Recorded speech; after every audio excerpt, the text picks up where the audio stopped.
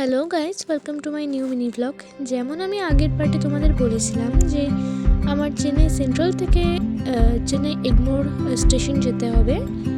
তার জন্য আমি চেন্নাই সেন্ট্রাল থেকে অটো করে চেন্নাই এগমোর স্টেশন চলে গেছিলাম।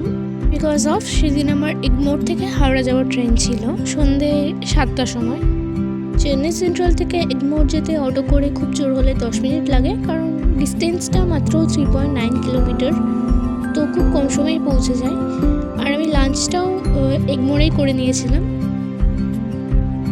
এগমোর থেকে আমার হাওড়া যাওয়ার ট্রেনটা অনেকক্ষণ পরেই ছিল, আমি অনেক আগেই পৌঁছে গেছিলাম। সেই জন্য আমি একটু এদিক ওদিক ঘুরে অনেকক্ষণ বসার পর আমার ট্রেন চলে এসেছিলো আর আমি ট্রেনে উঠে গেছিলাম। ট্রেনটা মাত্র 10 মিনিট লেট করেছিল।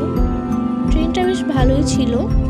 আর আমি রাত্রেবেলা প্যান্ট্রি ঘর থেকে চাউমিন অর্ডার করে খেয়েছিলাম ডিনারে, তারপর শুয়ে পড়েছিলাম।